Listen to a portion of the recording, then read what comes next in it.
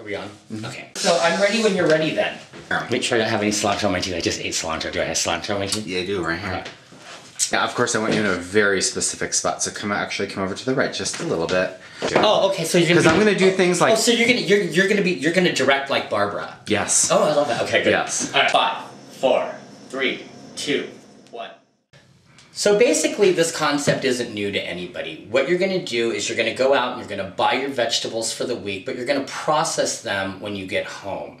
That way, it makes it easier for you to cook dinner from night to night, and the 15 minutes to 20 minutes of prep that you're gonna do once a week is gonna save you that amount of time every single night you eat dinner.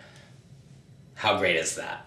I'm having some friends over for dinner tonight, and I thought I'd do something a little sweet. I found these berries, which are really amazing, and it just doesn't get any more Santa Maria than this. So I'm just gonna put a little bit of sugar on these, and a little bit of vermouth, and I'm gonna get these macerating in the refrigerator, okay? These berries are so good that I'm even gonna forego the whipped cream. We're just gonna do a nice, the vermouth and sugar will turn into a nice syrup, and they're just gonna be wonderful. Okay, so there's a couple things I wanna talk about. The one thing that I think is very important is to have really good kitchen utensils. And these days, you can get a really great knife for fairly inexpensive. This morning, just to prove a point, I went to a really great little specialized kitchen gadget shop in Milwaukee, and I saw this very exact Kuhn Rakan knife. Blue, beautiful. We'll talk about the finish of the knife later. And it was $14. That's reasonable for a knife. However, I walked over to TJ Maxx, $8. So buy yourself a good knife. It'll make your life easier. Now, the first thing I'm going to do is I've already washed and prepped all my I already washed all my vegetables, and we'll get right into the prep on these. Asparagus, it's that time of the year, it's spring. Here's what you should do.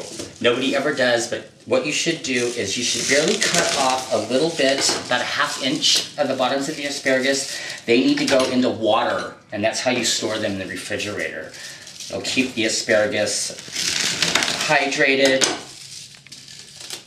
So the tips of the asparagus that I cut off, those I'm going to put right in my stock bucket. This is a great plastic container that has a lid. Put all of your ends of everything. If it's vegetable matter, it goes in here. You put the lid on, you throw it in the freezer. At the end of the week, you're going to make a really great stock, and it's all going to be right in there. When I do broccoli these days, I like to just do the florets. So what I'm going to do is cut all of these stalks off. They're going to go right into the stock bucket. And then I will cut these heads into little florets. This is going to make a great stock. This isn't very exciting, but now onto the celery. Right into the stock bucket. So now what you're going to do is you're just going to process your vegetables however it is you normally eat them. When I do eat celery, which I will be eating celery this week because I have celery, obviously I'm processing it, I like to eat it in these kind of just, thinly sliced half moons. I'm moving on to my scallions. Again, all these ends, right into the stock bucket. I love onions. I've never had a problem with them, and I eat a lot of them. I eat lots of green onions, I eat lots of yellow onions, I eat lots of purple onions. I eat them all in different ways, but I generally cut them all the same way. And studies have recently shown that men who eat diets rich in onions, shallots, and garlic have significantly less chances of getting prostate cancer. So I want you all to eat more onions. When you slice an onion, which is how I like to use them, if you slice an onion, here was the top, here was the bottom. If you slice an onion this way, from top to bottom, the onion will hold up when you cook it. You're not going to break down the cellular wall as easy as if you slice an onion this way. So from either bottom to top or from top to bottom, then your onions will have a tendency to cook away, which is fine if that's what you're going for, but I like my onions to be onions. So, just going to slice this, and when you slice an onion and you get to about this point here, are you there? I'm here. Okay, you're going to flip this down and finish chopping that way. okay? It's one thing my grandfather taught me. I got meat knife skills. Okay, this is how I cut peppers. I cut the top off, I cut the bottom off, and this is what my grandfather taught me with a meat cleaver, because he was handy with a meat cleaver. You cut right into the pepper, and you just roll and cut that out, and you get rid of all that middle. Look, done. Seated vein, okay? Okay, so again, you're gonna tuck the top, cut the bottom, cut right into the pepper.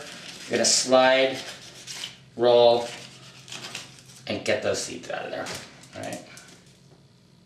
Pretty nifty, huh? Now, don't get me wrong, I have a mandolin and I love using all of my great kitchen gadgets, but I'm gonna show you the best way to julienne a carrot. I just learned that Michael just learned that that pepper thing is new to him. Okay, so here's a great thing on the carrots and to julienne a carrot.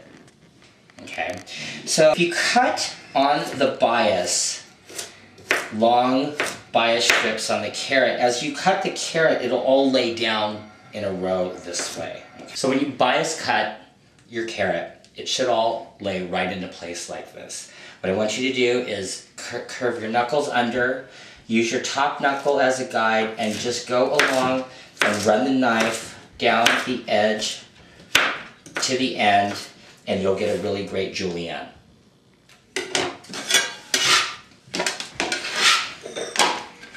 On to the cabbage. Now there's nothing special or unique that I'm doing with the cabbage, however, they have a tendency to get pretty big. So obviously you're going to cut right through the cabbage, through the core. This one has a really small core. My organic vegetables today are really interesting and weird looking. So I like to sliver my cabbage really finely. You know, again, keep your fingers back, knuckles bent, use that as a guide. And just like the onion, flip that side down. Don't be a hero when you're chopping vegetables. Your fingers are important, we'd like to keep them. Okay, with cilantro, you want to use the stems as well as the leaves. Unlike parsley, where the stems tend to get a little bitter, cilantro has its own unique flavor and quality with stems, so I want you to use that all. If you're going to use it fresh, throw a little bit in what you're cooking and cook that in too. It'll give it a whole nother layer and quality of flavor to your dish. Now, I'm not saying I'm trying to save the world, but you know, one thing at a time. Look at this. Most people would have thrown all of this away. Now, I get it because I used to be one of those people, but what we're gonna do is put the lid on this, and I'm gonna make a stock. But I'm not only gonna make a stock, I'm gonna actually show you at a later date, after I put this in the freezer, we're gonna use this exact bucket to make a stock. Isn't that pretty? Alright, so I have my stock bucket in the freezer, my vegetables are processed, they're ready to go in the refrigerator, and the great thing about this is, every time I go to need vegetables for the rest of the week, all I have to do now is open up a lid, grab a handful of those onions, throw them in the pan, whatever it is I need. My life is going to be a lot easier. And remember, buy yourself a great knife. Are you going to talk technique? Not really. Are you Barbara or not? I'm Barbara. Okay. I forgot to tell you one very important thing. So blah, blah, blah, blah, blah, blah, blah, blah. That's exactly what I need. The asparagus. It's the biggest onion I ever saw. Screw that spoon, right? I'm just going to go like right in here with my hands. Yeah. Oh, yeah. Okay. Screw the spoon. Barbara, are we on? Barbara, you didn't tell me we're off. I told you I was pausing the camera when I went. Might be a little hard, but so you won't show me cutting actually this big one. It's okay. I'm still Barbara right now. Okay, that's fine. For now, thank you and goodbye.